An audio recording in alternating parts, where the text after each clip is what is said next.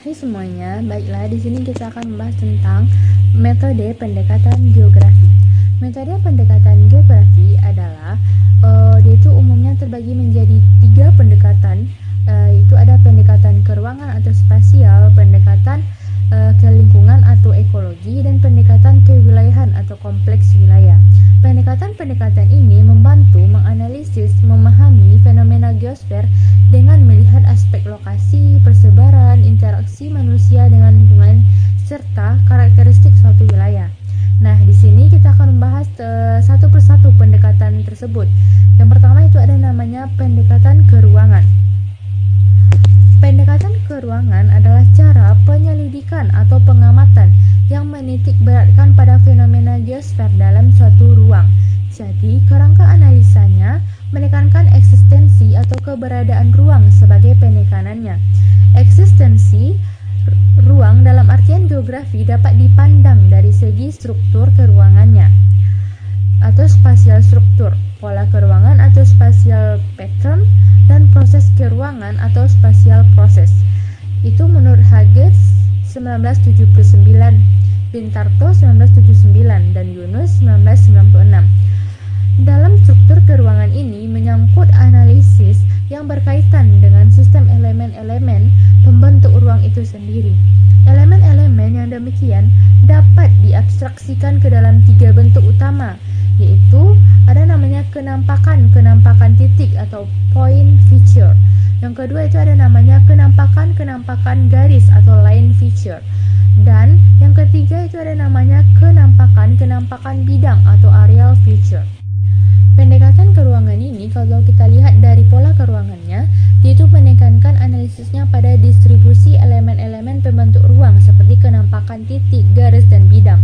Sedangkan kalau kita tinjau dari proses keruangannya, dia itu menekankan analisanya pada perubahan elemen pembentuk ruang dan ruangnya sendiri. Analisis perubahan ini selalu berkaitan dengan dimensi kewaktuan. Selanjutnya, kita masuk kepada pendekatan ekologi. Pendekatan ekologi adalah cara penyelidikan terhadap fenomena geosfer yang berada di suatu tempat atau wilayah tertentu. Dalam hal ini, fenomena sosial mencari hubungannya dengan fenomena alam di tempat wilayah yang sama. Suharjo 1996. Oleh sebab itu, penekanannya terletak pada keterkaitan antara fenomena geosfer tertentu dengan variabel lingkungan yang ada. Dalam pendekatan ini, pengertian analisis ekologi hendaknya tidak diartikan sebagai sesuatu yang sempit sebagai suatu bentuk hubungan antara makhluk hidup dengan lingkungannya, fenomena saja, tetapi harus pula dikaitkan dengan lingkungan fenomena yang di dalamnya terlibat gejala alam beserta wujud fisik, hasil dari campur tangan manusia, dan lingkungan tata laku yang memiliki perubahan, gagasan, dan nilai-nilai geografi, serta tanggapan terhadap lingkungan tersebut. Apabila diikuti struktur lingkungan yang disusun oleh Craig, dapat diketahui dengan jelas golongan lingkungan tidak menjadi golongan yang lebih kecil. Analisis ekologi ini bila polanya fenomena makin dikaji dalam suatu tempat yang dipandang sebagai suatu ruang yang utuh. Misalnya dikaji distribusi penduduk di Provinsi Sumatera Utara. Dalam keadaan seperti ini terjadi intoleransi antara alam dan manusia dengan lingkungan di daerah. Dan yang terakhir itu ada namanya pendekatan kompleks wilayah. Pendekatan kompleks wilayah atau regional complex approach itu adalah kombinasi pendekatan keruangan dan pendekatan ekologi, dikenal dengan pendekatan kompleks wilayah karena sorotan wilayahnya sebagai objek bersifat multivariat. Maka kajiannya bersifat horizontal dalam artian keruangannya, dan juga pendekatan geografi sebagai ciri khas ilmu geografi. Vertikal dalam artian ekologi lebih lanjut diartikan bahwa dengan adanya perbedaan-perbedaan daripada wilayah satu dengan wilayah lainnya telah menciptakan hubungan fungsional antara unit-unit wilayah, sehingga tercipta suatu wilayah dengan sistem yang kompleks sifatnya, dan pengkajiannya itu membutuhkan pendekatan multivariat pula.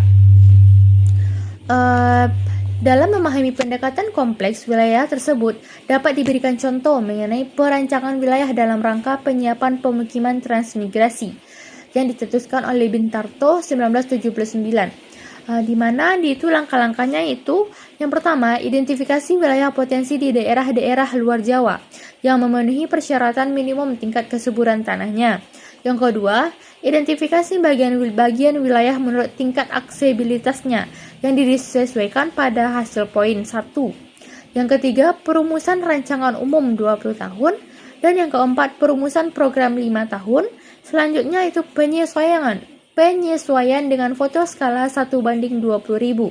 Perumusan rencana pendahuluan tata pemukiman, penyediaan topografi detail berskala 1:20.000 sampai 1:500.000. Dan yang terakhir itu kita masuk kepada penyelesaian rencana tata pemukiman. Mungkin hanya sekian.